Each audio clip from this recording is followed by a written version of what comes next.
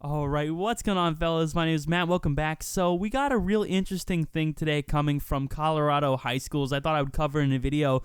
And if you're looking to make no friends and definitely isolate yourself from the rest of the world, feel free to join the competitive video game class going on in some of these high schools. Now, look.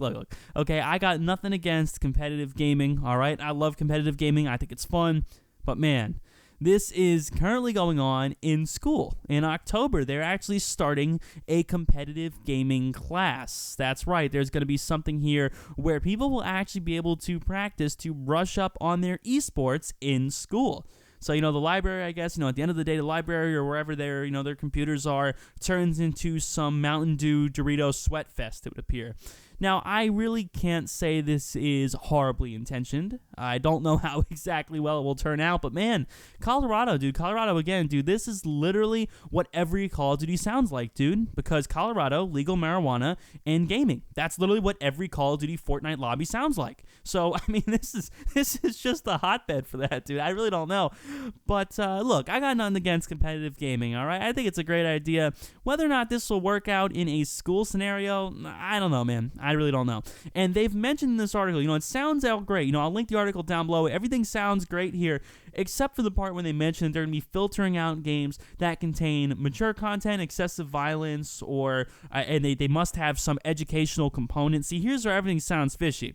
Because if we're talking about like cool math games here, that was like the shit in like second grade. But I don't think a lot of high schoolers are going to want to playing, competitive esports, cool math games or Smash Bros. I think that would kind of run its course very quickly here. So ideally, I would say Fortnite and Call of Duty would definitely make an appearance here.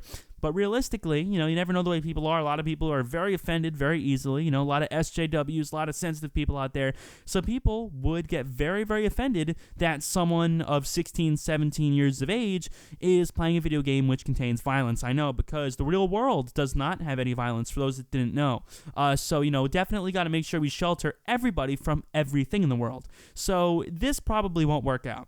Because obviously there are multiple scenarios, multiple reasons why this definitely won't have much longevity. First off, dude, people don't see a value in video games. That's a shame in a way, because I think games have a lot of value. I think games are just as important as reading books, as watching TV. I think any type of media, any type of entertainment, and especially gaming in a way where you get to make your own decisions in a sort of self-expression, I think is very, very important. And I really don't see anything wrong with teaching people to learn games better, to get better hand-eye coordination, to do things like that. There are a lot of benefits to this. There are a lot of pluses, but again, besides obviously the stigma of being a nerd, and I get that, it's pretty accurate. Most of us don't have much going on in life, but what I will say is I just don't think that the majority of society is willing to give this type of thing a chance. I think it's nice that they are giving people some opportunity, because I gotta tell you, there are a lot of classes, a lot of high school things that people do that are absolutely useless. I mean, some of this shit is absolutely useless. So gaming really doesn't seem to me to be any different than swimming or coding or whatever. I mean, nothing really along those lines is very useful for the real world. So why not teach people how to have better teamwork, how to learn, especially technology, electronic, getting a little bit better at that, a little bit more competent, better hand-eye coordination. There are a lot of pros to this, a lot of benefits that people could gain from playing games and from getting better at that. But man, it seems funny to me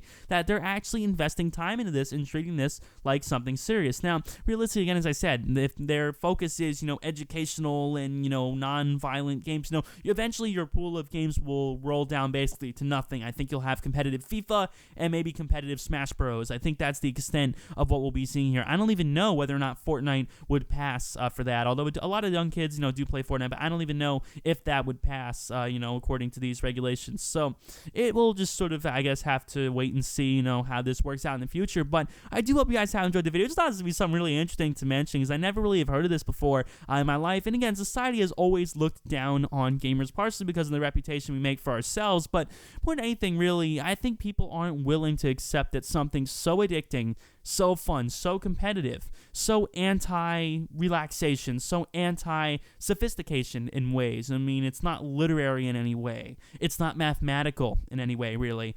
So something that is so anti-academic in those regards, people do have a hard time believing that games could have any significance. So it is nice to see this moving in a nice direction, of course, but realistically, I don't think this is going to pan out. But I do want to hear what you guys have to say down below in the comments. If you guys are new, drop a sub for more videos, of course, and I'll catch you guys on the next one. Peace.